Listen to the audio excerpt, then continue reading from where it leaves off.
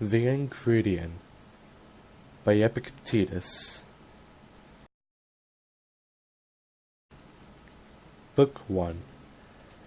Some things are in our control and others not. Things in our control are opinion, pursuit, desire, aversion, and, in a word, whatever, are our own actions. Things not in our control are body, property, reputation, command, and, in one word, whatever are not our own actions. Things in our control are by nature free, unrestrained, unhindered. But those not in our control are weak, slavish, restrained, belonging to others. Remember, then, that if you suppose that things which are slavish by nature are also free, and that what belongs to others is your own, then you will be hindered. You will lament, you will be disturbed, and you will find fault both with gods and men. But if you suppose that only to be your own which is your own, and what belongs to others such as it really is, then no one will ever compel you or restrain you. Further, you will find fault with no one to accuse no one. You will do nothing against your will. No one will hurt you, you will have no enemies, and you will not be harmed. Aiming therefore at such great things, remember that you must not allow yourself to be carried, even with a slight tendency, towards the attainment of lesser things. Instead, you must entirely quit some things, and for the present postpone the rest. But if you would both have these things, along with power and riches, then you will not gain even the latter, because you aim at the former too. But you will absolutely fail of the former, by which alone happiness and freedom are achieved. Work, therefore, to be able to say to every harsh appearance, you are but an appearance, and not absolutely the thing you appear to be. And then examine it by those rules which you have, and first and chiefly by this, whether it concerns the things which are in our control, or those which are not. And if it concerns anything not in our control, be prepared to say that it is nothing to you.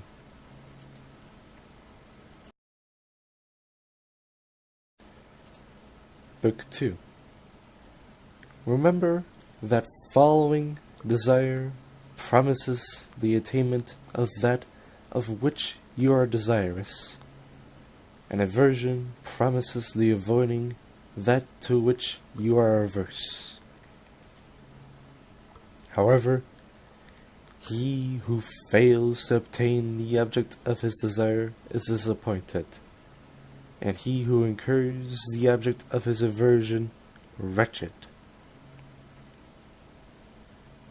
If, then, you confine your aversion to those objects only which are contrary to the natural use of your faculties, which you have in your own control, you will never incur anything to which you are averse.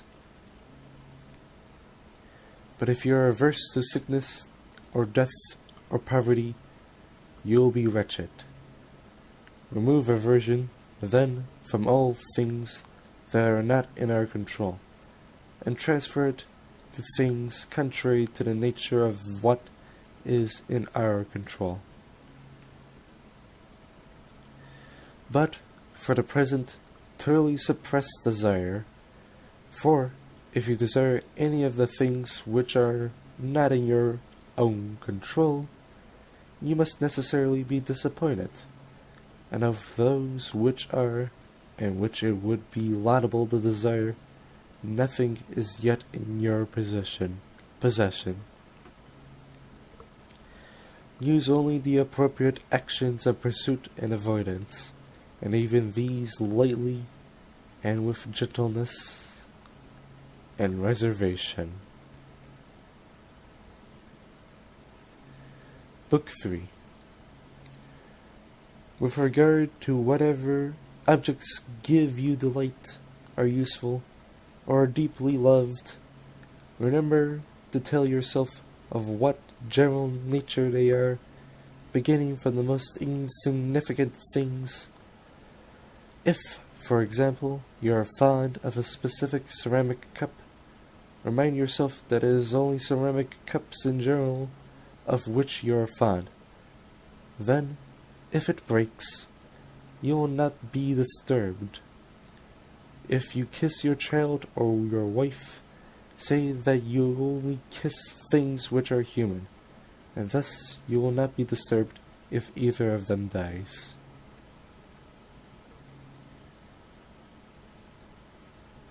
Book 4.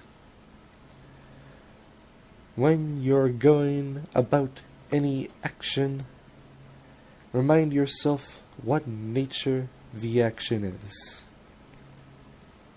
If you're going to bathe, picture to yourself the things which usually happen in the bath. Some people splash the water, some push, some use abusive language, and others steal. Thus you will more safely go about this action if you say to yourself, I will now go bathe, and keep my own mind in a state conformable to nature. And in the same manner with regard to every other action. For thus, if any hindrance arises in bathing, you will have it ready to say, it is not only to bathe that I desire, but to keep my mind in a state conformable to nature. And I will not keep it if I am bothered at things that happen. Book 5. Men are disturbed, not by things, but by the perception, by the principles and notions which they form concerning things. Death, for instance, is not terrible, else it would have appeared so to Socrates. But the terror consists in our own notion of death, that it is terrible. When therefore we are hindered, or disturbed, or grieved, let us never attribute it to others, but to ourselves. That is, to our own principles. An uninstructed person will lay the fault of his own bad condition upon others. Someone just starting instruction will lay the fault on himself. Some who is perfectly instructed will place blame neither on others nor on himself. Book 6. Do not be prideful with any excellence that is not your own. If a horse should be prideful and say, I am handsome, it would be supportable. But when you are prideful and say, I have a handsome horse, know that you are proud of what is, in fact, only the good of the horse. What then is your own? Only a reaction to the appearances of things. Thus, when you behave conformably to nature, in reaction to how things appear, you will be proud with reason, for you will take pride in some good of your own.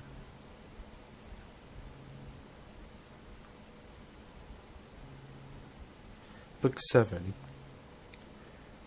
Consider when on a voyage your ship is anchored.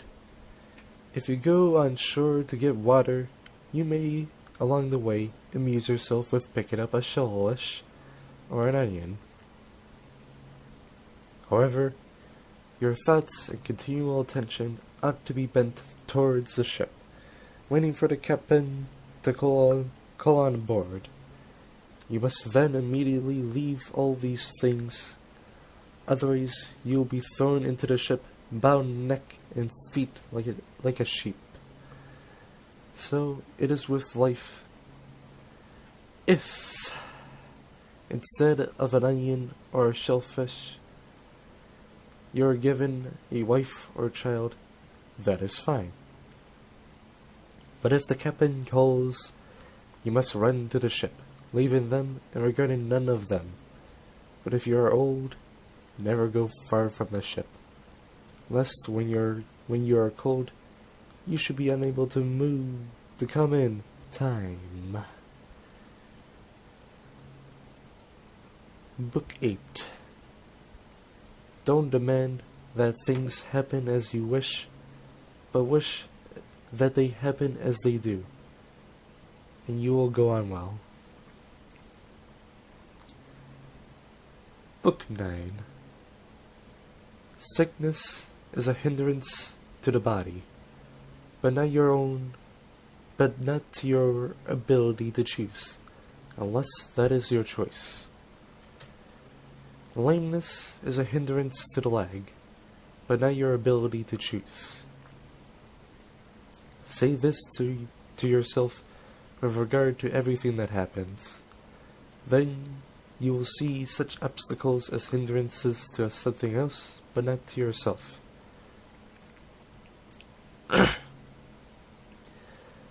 Book 10. With every accident, ask yourself what abilities you have for making a proper use of it. If you see an attractive person, you will find that self-restraint is the ability you have against your desire. If you are in pain, you will find fortitude. If you hear unpleasant language, you will find patience. And thus habituated, the appearances of things will not hurry you away along with them. Book 11. Never say of anything, I have lost it, but I have returned it. Is your child dead? It is returned. Is your wife dead? She is returned. Is your estate taken away? Well, and is not that likewise returned? But he who took it away is a bad man. What difference is it to you who the giver assigns to take it back? While he gives it to you to possess, take care of it. But don't view it as your own, just as travelers view a hotel. Book 12. If you want to improve, reject such reasonings as these. If I neglect my affairs, I'll have no income. If I don't correct my servant, he'll be bad. For it is better to die with hunger, exempt from grief and fear, than to live in affluence with perturbation. And it is better your servant should be bad than you unhappy. Begin therefore from little things. Is a little oil spilt? A little wine stolen? Say to yourself, this is the price paid for apathy, for tranquility, and nothing is to be had for nothing. When you call your servant, it is possible that he may not come, or if he does, he may not do what you want. But he is by no means of such importance that it should be in his power to give you any disturbance. Book 13. If you want to improve, be content to be thought foolish and stupid with regard to external things. Don't wish to be thought to knowing anything, and even if you appear to be somebody important to others, distrust yourself. For it is difficult to both keep your faculty of choice in a state conformable to nature, and at the same time acquire external things. But while you are careful about the one, you must of necessity neglect the other.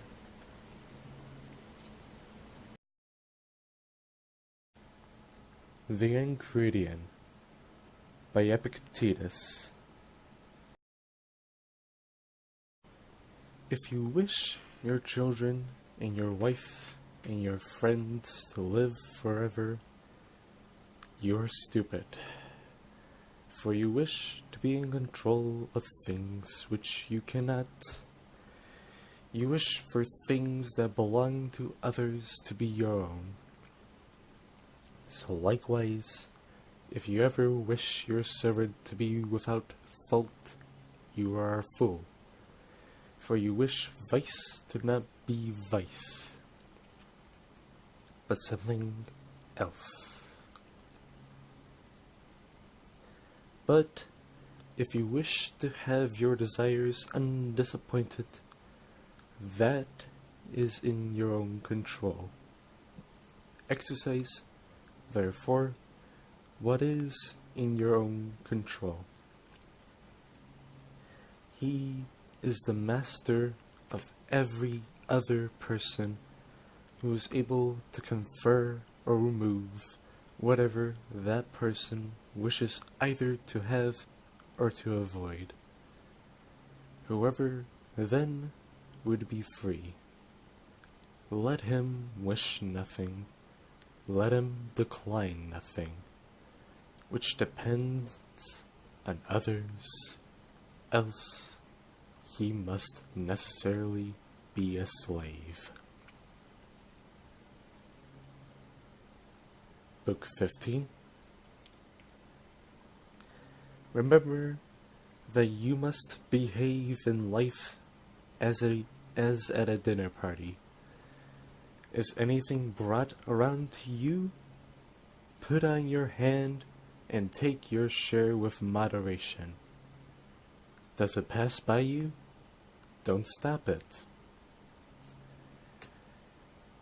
Is it not yet come? Don't stretch your desire towards it, but wait till it reaches you. Do this with regard to children, to a wife, to public posts, to riches, and you will eventually be a worthy partner of the feasts of the gods. And if you don't even take the things which are set before you, but are able to even reject them, then you will not only be a partner at the feasts of the gods, but also of their empire. For by doing this, Diogenes, Heraclitus, and others like them deservedly become and were called divine. Book 16. When you see anyone weeping in grief because his son has gone abroad or is dead, or because he has suffered in his affairs, be careful that the appearance may not misdirect you. Instead, distinguish within your own control, within your own mind, and be prepared to say, it's not the accident that distresses this person, but it doesn't distress another person. It is the judgment which he makes about it. As far as words go, however, don't reduce to his level, and certainly do not moan with him. Do not moan inwardly either. Book 17. Remember that you are an actor in a drama of such a kind as the author pleases to make it. If short, of a short one. If long, of a long one. If it is his pleasure you should act a poor man, a cripple, a governor, or a private person, see that you acted naturally, for this is your business, to act well the character assigned you. To choose, it is another's. Book 18. When a raven happens to croak unluckily, don't allow the appearance hurry you away with it, but immediately make the distinction to yourself, and say, none of these things are foretold to me, but either to my paltry body, or property, or reputation, or children, or wife. But to me all omens are lucky, if I will. For whichever of these things happens, it is in my control to derive advantage from it. Book 19. You may be unconquerable if you enter into no combat in which it is not your own control to conquer. When therefore you see anyone eminent in honors or power or in high esteem on any other account, take heed to not to be hurried away with the appearance, and to pronounce him happy. For if the essence of good consists in things in our control, there will be no room for envy or emulation. But for your part, do not wish to be a general, or a senator, or a consul, but to be free, and the only way to this is a contempt of things not in our own control. Remember that not he who gives ill language or a blow insults, but the principle which represents these things are as insulting. When, therefore, anyone provokes you, be assured that it is your own opinion which provokes you. Try, therefore, in the first place, not to be hurried away with the appearance. For if you once gain time and respite, you will more easily command yourself. Book 21. Let death and exile, and all other things which appear terrible, be daily before your eyes, but chiefly death, and you will never entertain any abject thought, nor too eagerly covet anything. Book 22. If you have an earnest desire of attaining to philosophy, prepare yourself from the very first to be laughed at, to be sneered by the multitude, to hear them say, "He has returned to us a philosopher all at once." And whence this supercilious look? Now, for your part, do not have a supercilious look indeed, but keep steadily to those which appear best to you as appointed by God to this station. For remember that, if you adhere to the same point, those very persons who at first ridiculed will admire you. But if you are conquered by them, you will incur a double ridicule.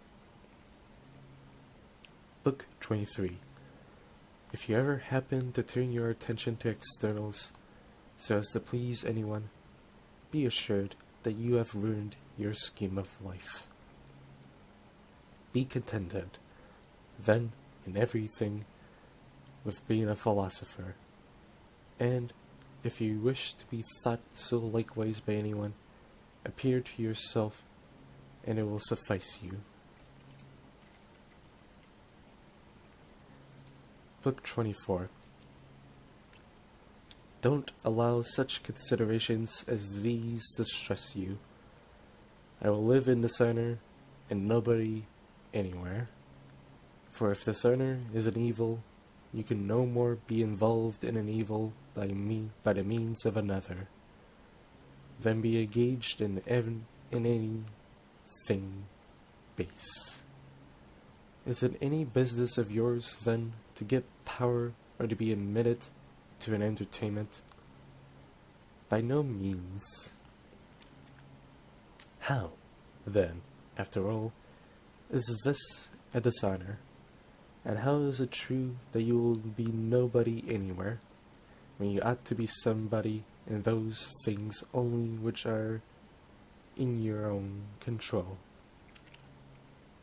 in which you may be of the greatest consequence? But my friends will be unassisted. What do you mean by unassisted? They will not have money from you, nor will you make them Roman citizens. Who told you, then, that these are among the things in our own control, and not the affair of others? And who can give to another the things which he has not himself? Well, but get them, then, that we too may have a share. If I can get them with the preservation of my own honor and fidelity and greatness of mind, show me the way, and I will get them. But if you require me to lose my own proper good, that you may gain what is not good, consider how inequitable and foolish you are. Besides, which would you rather have, a sum of money or a friend of fidelity and honor? Rather assist me, then, to gain this character than require me to do those things by which I may lose it. Well, but my country, say you, as far as depends on me, will be unassisted. Here again, what assistance is this you mean? It will not have porticos nor baths of your providing. And what signifies that? Why, neither does a smith provided with shoes, or a shoemaker with arms. It is enough if every one fully performs his own proper business, and were you to supply it with another citizen of honor and fidelity, would not he be of use to it? Yes. Therefore, neither are you yourself useless to it. What place, then, say you, will I hold in the state? Whatever you can hold with the preservation of your fidelity and honor.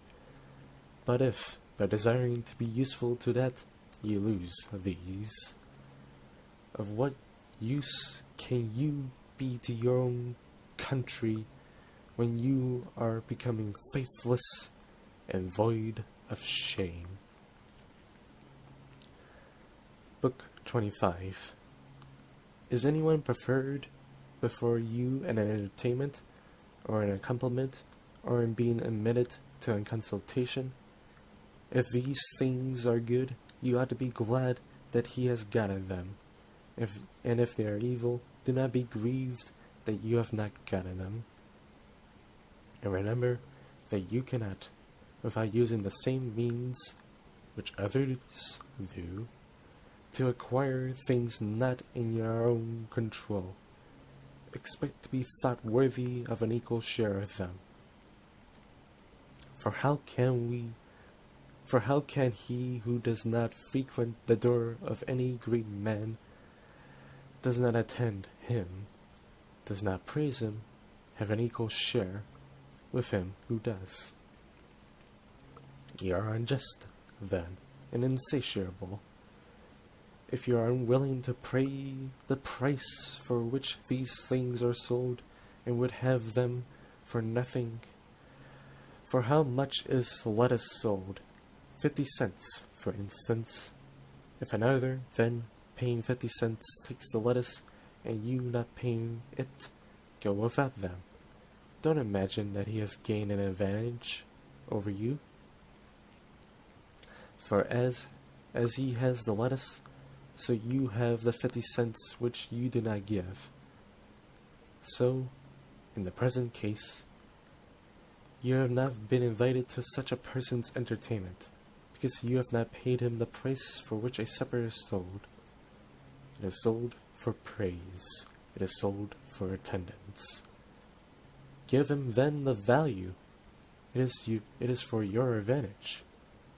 But if you would, at the same time, not pay the one and yet receive the other, you are insatiable and a blockhead. Have you nothing, then, instead of the supper? Yes, indeed, you have. Then not praising him, whom you don't like to praise, then not bearing with his behavior at coming in. Book 26. The will of nature may be learned from those things in which we don't distinguish from each other. For example, when our neighbor's boy breaks a cup, or the like, we are presently ready to say, these things will happen. Be assured, then, that when your own cup likewise is broken, you ought to be affected just as when another's cup was broken.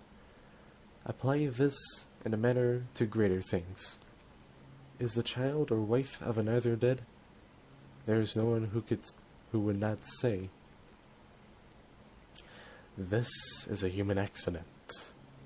But if anyone's own child happens to die, and is presently, alas, how wretched am I? But it should be remembered how we are affected in hearing the same thing concerning others. The Enchiridion by Epictetus. Book 27. As a mark is not set up for the sake of missing the aim, so neither does the nature of evil exist in the world. Book 28. If a person gave your body to any stranger he met on his way, you would certainly be angry. And do you feel no shame in handing over your own mind to be confused and mystified by anyone who happens to verbally attack you? Book 29. In every affair consider what precedes and follows, and then undertake it. Otherwise, you will begin with spirit, but not having thought of the consequences. When some of them appear, you will shamefully desist. I would conquer at the Olympic Games. But consider what precedes and follows. And then, if it is to your advantage, engage in the affair. You must conform to rules, submit to a diet, refrain from dainties, exercise your body, whether you choose it or not, at a stated hour, in heat and cold. You must drink no cold water, nor sometimes even wine. In a word, you must give up to your own master as to a physician. Then, in the combat, you may be thrown into a ditch, dislocate your arm, turn your ankle, swallow dust, be whipped, and, after all, lose the victory. When you have evaluated all this, if your inclination still holds, then go to war. Otherwise, take notice, you will behave like children who sometimes play like wrestlers, sometimes gladiators sometimes blow a trumpet, and sometimes act a tragedy when they have seen and admired these shows. Thus you too will be at one point a wrestler, another a gladiator, now a philosopher, then an orator. But with your whole soul, nothing at all. Like an ape, you mimic all you see, and one thing after another is sure to please you, but is out of your favor as soon as it becomes familiar. For you have never entered upon anything considerably, nor, after having viewed the whole matter on all sides, or made any scrutiny into it, but rashly and with a cold inclination. Thus some, when they have seen a philosopher and heard a man speaking like Euphrates, though, indeed, who can speak like him, have a mind to be philosophers too. Consider first, man, what the matter is, and what your own nature is able to bear. If you would be a wrestler, consider your shoulders, your back, your thighs. For different persons are made for different things. Do you think that you can act as you do and be a philosopher? That you can eat and drink and be angry and discontented as you are now? You must watch, you must labor, you must get the better of certain appetites, must quit your acquaintance, be despised by your servant, be laughed at by those you meet, come off worse than others in everything, in magistracies and honors and courts of judicate. When you have considered all these things round, approach, if you please, if, by parting with them, you have a mind to purchase apathy, freedom, and tranquility. If not, don't come here. Don't. Like children, be one while a philosopher, then a publican, then an orator, and then one of Caesar's officers. These things are not consistent. You must be one man, either good or bad. You must cultivate either your own willing faculty or externals, and apply yourself either to things within or without you. That is, be either a philosopher or one of the vulgar.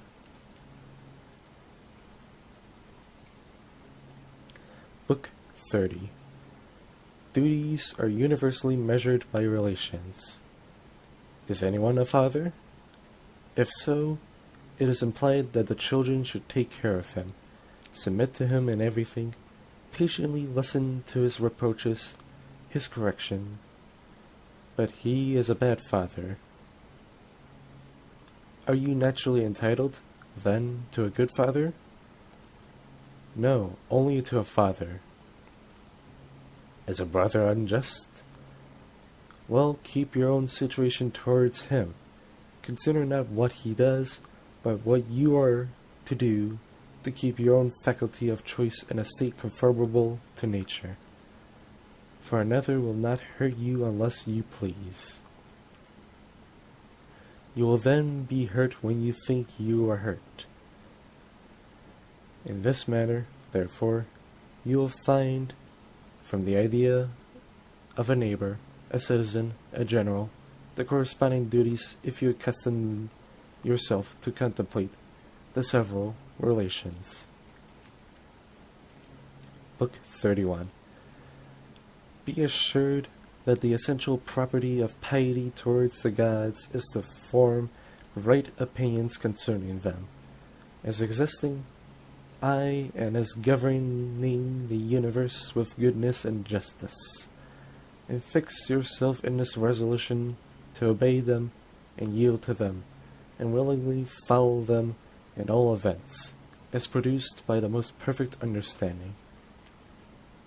For thus you will never find fault with the gods, nor accuse them as neglecting you, and it is not possible for this to be effected any other way than by withdrawing yourself from things not in our control, and placing good or evil in those only which are.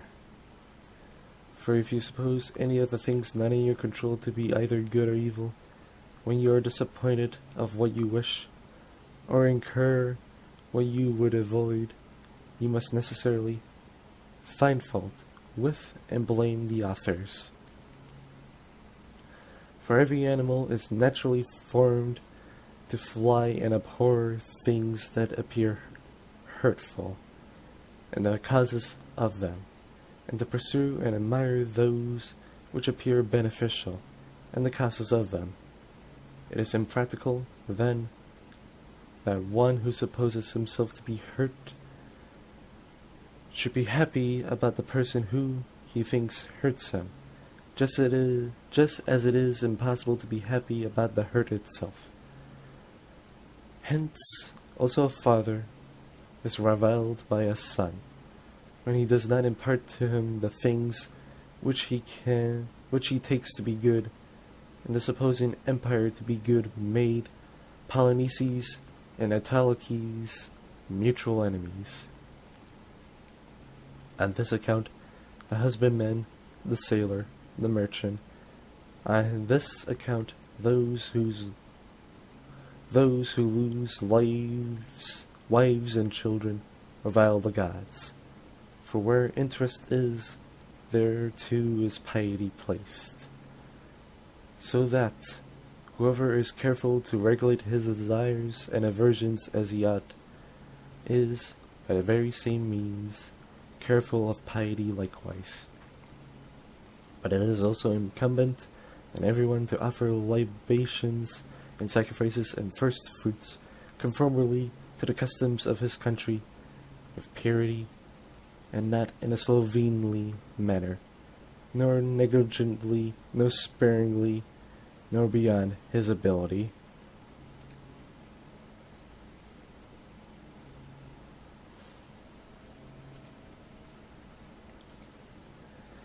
Book 32.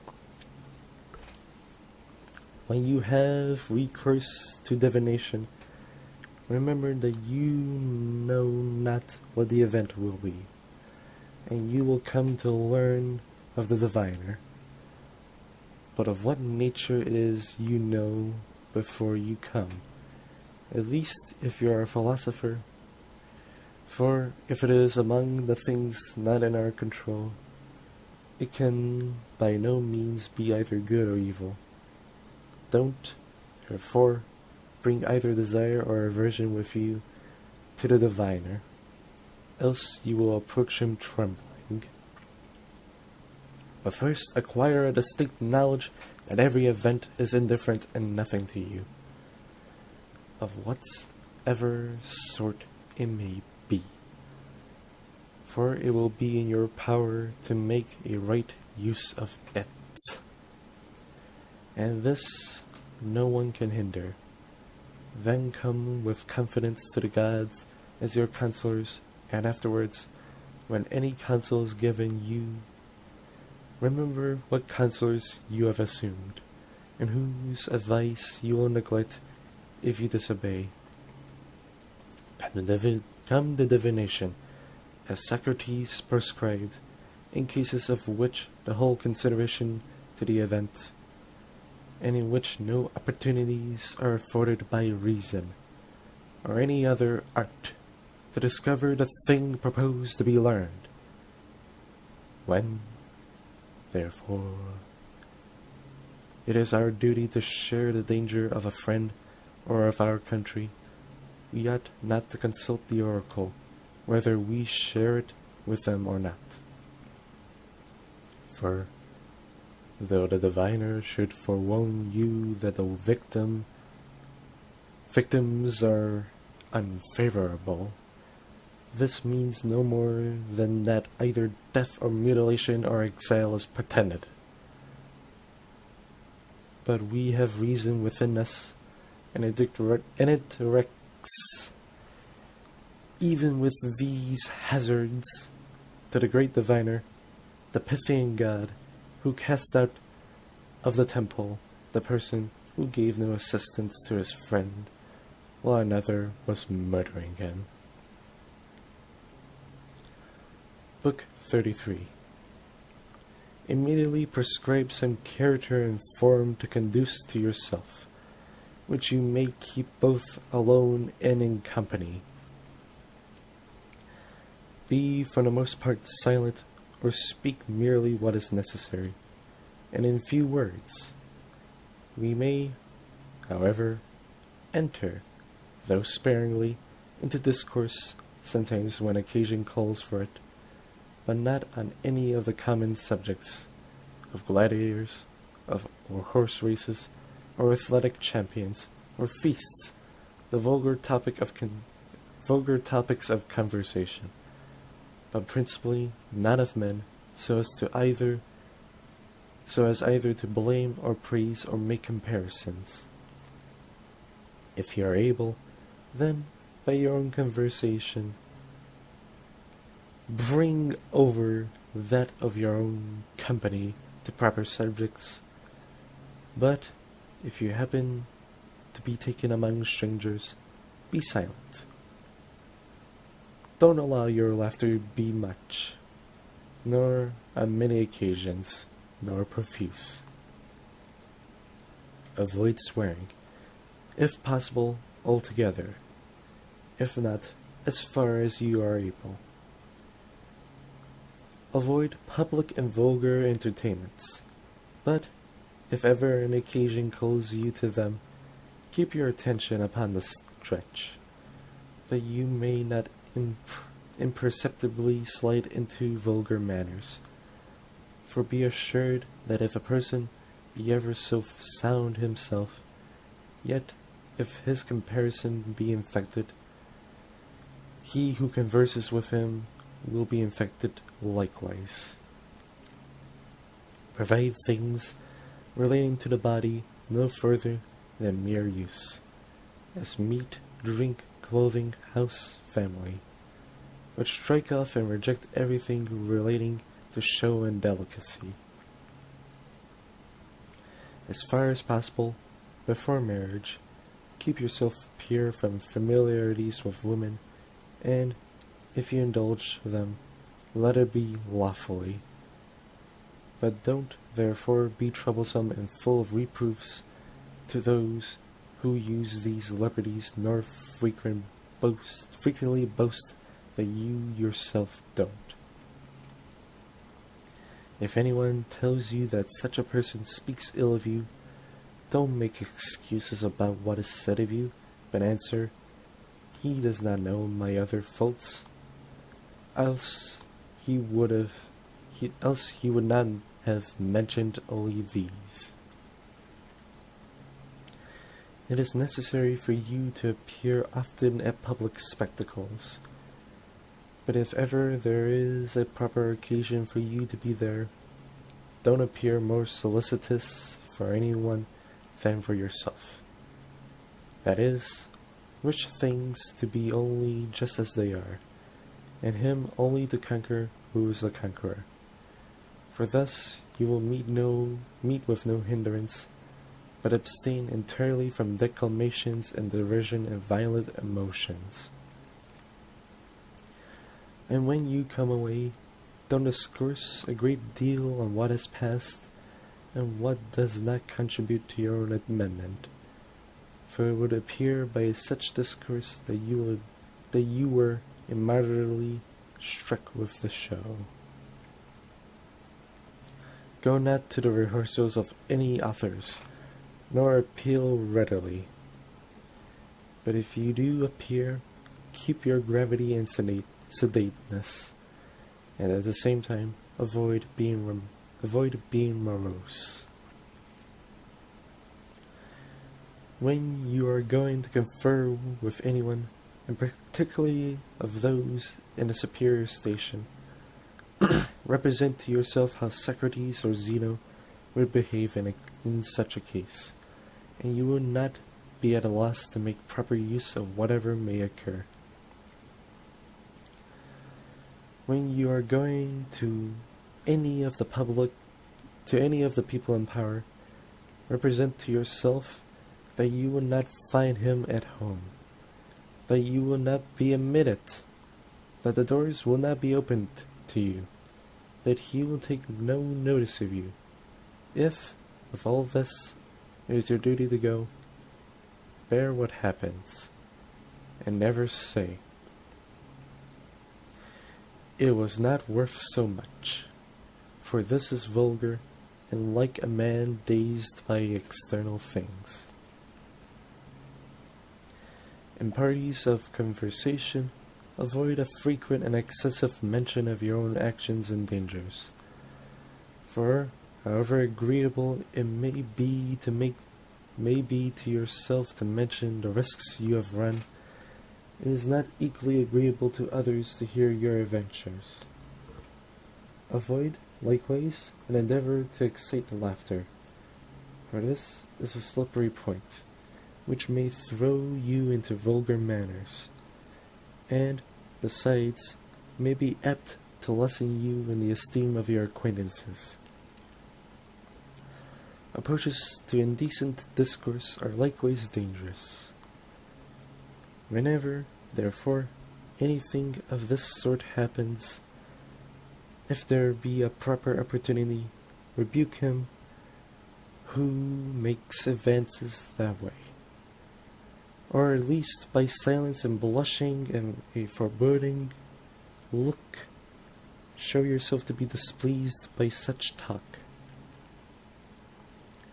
Book 34. If you are struck by the appearance of any promised pleasure, guard yourself against being hurried away with it, but let the affair wait your leisure, and procure yourself some delay. Then bring to mind both points of time, that in which you will enjoy the pleasure, and that in which you will repent and reproach yourself after you have enjoyed it, and set before you, in opposition to these, how you'll be glad and applaud yourself if you abstain.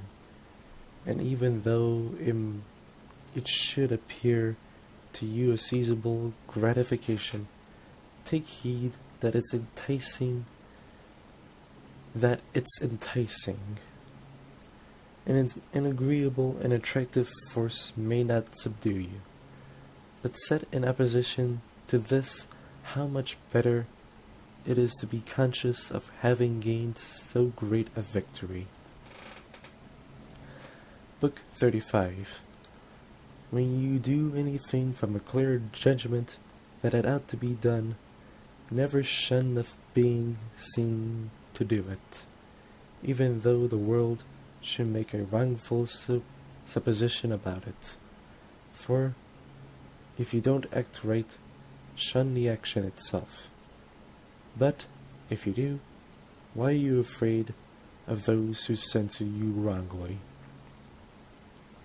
Book 36. As the proposition, either it is day or night, is extremely proper for a disjunctive argument, but quite improper in a conjunctive one. So, at a feast, to choose the largest share is very suitable to the bodily appetite, but utterly inconsistent with the social spirit of an entertainment. When you eat with another, then, remember not only the value of those things which are set before you to the body, but the value of that behavior which ought to be observed towards the person who gives the entertainment. Book 37. If you have assumed any character above your strength, you have both made an ill figure in that, and quitted one which you might have supported. Book 38. When walking, you are careful not to step on a nail or turn your foot. So likewise, be careful not to hurt the ruling faculty of your mind. And if we were to guard against this in every action, we should undertake the action with the greater safety. Book 39. The body is to everyone the measure of the possessions proper for it, just as the foot is of the shoe. If therefore you stop at this, you will keep the measure, but if you move beyond it, you must necessarily be carried forward as down a cliff. As in the case of a shoe, if you go beyond its fitness to the foot, it comes first to be gilded, then purple, and then shredded, then studded with jewels. For to that which one exceeds a due measure, there is no bound. The Enchiridion by Epictetus. Book 41. It is a mark of want of genius to spend much time in things relating to the body as to be long in our exercises, in eating and drinking, and in the discharge of the other animal functions. These should be done incidentally and slightly, and our whole attention be engaged in the care of the understanding. Book 42. When any person harms you, or speaks badly of you, remember that he acts or speaks from a supposition of its being his duty. Now, it is not possible that he should follow what appears right to you, but what appears so to himself. Therefore, if he judges from a wrong appearance, he is the person hurt, since he too is the person deceived. For if anyone should suppose a true proposition to be false, and the proposition is not hurt, but he who is deceived about it, setting out, then, from these principles, you will meekly bear a person who reviles you, for you will say you, upon every occasion, it seemed so to him. Book 43. Everything has two handles, the one by which it may be carried, the other by which it cannot. If your brother acts unjustly, don't lay hold on the action by the handle of his injustice, for by that it cannot be carried, but by the opposite, that he is your brother, that he was brought up with you, and thus you will lay hold on it as to be carried. Book 44. These reasonings are unconnected. I am richer than you, therefore I am better. I am more eloquent than you, therefore I am better. The connection is rather this: I am richer than you, therefore my property is greater than yours. I am more eloquent than you, therefore my style is better than yours. But you, after all, are neither property nor style. Book 45. Does any one bathe in a mighty little time? Don't say that he does it ill, but in a mighty little time. Does anyone drink a great quantity of wine? Don't say that he does ill, but that he drinks a great quantity. For unless you perfectly understand the principle from which anyone acts, how should you know if he acts ill? Thus you will not run the hazard assenting to any appearances but such as you fully comprehend. Book 46.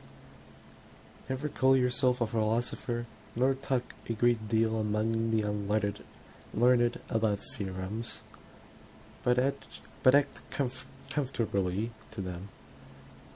Thus, at an entertainment, don't talk how persons ought to eat, but eat as you ought. For remember that in this manner Socrates always universally avoided all ostentation. And when persons came to him and desired to be recommended by him to philosophers, he took and recommended them. So well did he bear being overlooked, so that if ever any talk should happen among the unlettered concerning philosophic theorems, be you, for the most part, silent. For there is great danger in immediately throwing out what you have not digested. And if anyone tells you that you know nothing, and you are not nettled at it, then you may be sure that you have begun your business. For sheep don't throw up the grass to show the shepherds how much they have eaten, but inwardly digesting their food, they outwardly produce wool and milk. Thus, therefore, do you likewise not show theorems to the unlearned, but the actions produced by them after they have been digested. Book 47. When you have brought yourself to supply the necessity of your body at a small price, don't pique yourself upon it, nor, if you drink water, be saying upon every occasion, I drink water. But first consider how much more sparing and patient of a hardship the poor are than we. But if any a time you would inure yourself by exercise to labor and bearing hard trials, do it for your own sake and not for the world. Don't grasp statues, but when you are violently thirsty, take a little cold water in the mouth and spread it out and tell nobody. Book 48.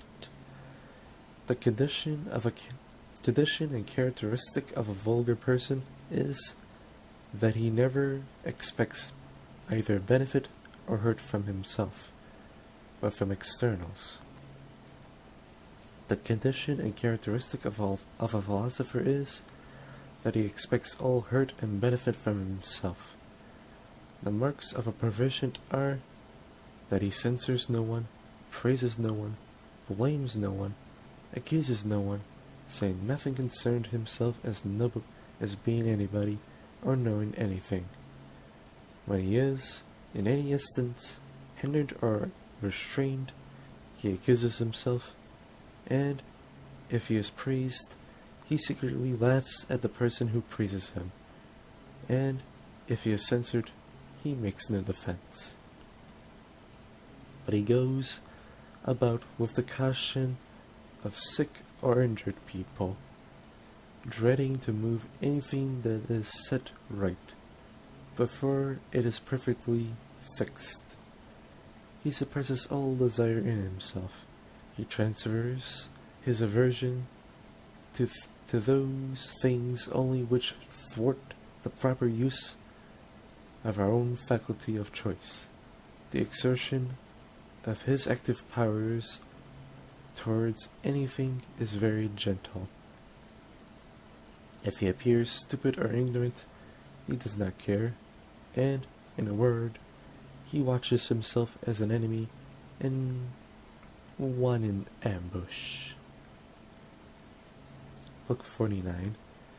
When anyone shows himself overly confident in the ability to understand and interpret the works of Chrysippus, say to yourself, unless Chrysippus had written obscurely, this person would have no subject for his vanity. But what do I desire? To understand and follow her, I ask, then, who interprets her, and finding Chrysippus does. I have recourse to him. I don't understand his writings. I seek, therefore, one to interpret them. So far, there is nothing to value myself upon, and when I find an interpreter, what remains is to make use of his instructions. This alone is the valuable thing. But if I admire nothing but merely the interpretation, what do I become more than a grammarian instead of a philosopher? Except, indeed, that instead of Homer, I interpret Chrysippus.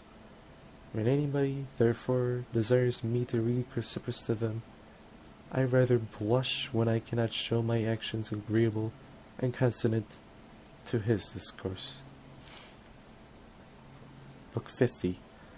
Whatever moral rules you have deliberately proposed to yourself, abide by them as they were laws, and if you would be guilty of impiety by violating any of them. Don't regard what anyone says of you, for this, after all, is no concern of yours. How long, then, will you put off thinking yourself worthy of the highest improvements and follow distinctions of reason? You have received the philosophical theorems with which you ought to be familiar, and you have been familiar with them. What other master, then, do you wait for, to throw upon that the delay of reforming yourself? You are no longer a boy, but a grown man.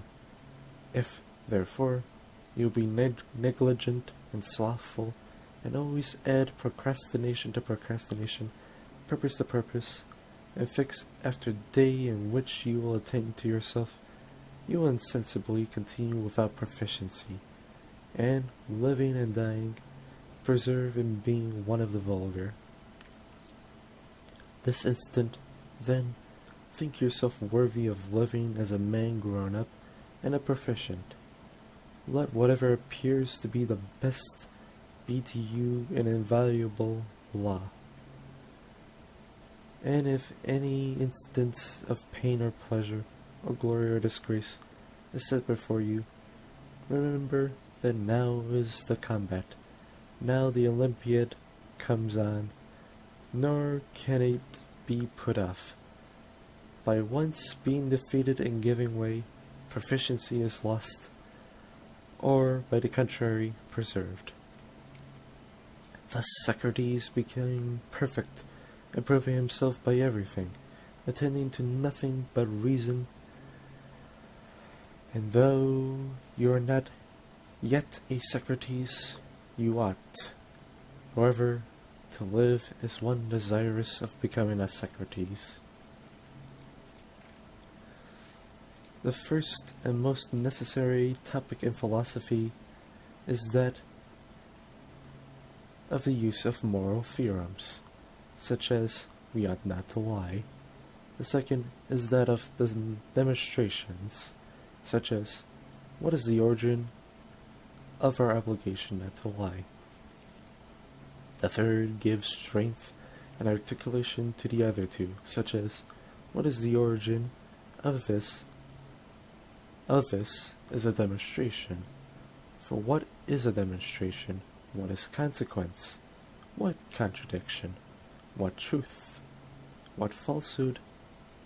The third topic, then, is necessary on the account of the second, and the second on the account of the first. But the most necessary, and that whereon we ought to rest, is the first.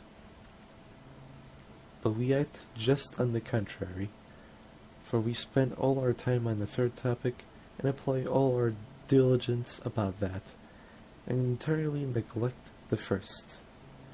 Therefore, at the same time that we lie, we are immediately prepared to show how it is demonstrated that lying is not right. Book 52. Upon all occasions, we ought to have these maxims ready at hand. Conduct me, Jove, and you, O destiny. wherever your decrees have fixed my station. From Clanvase,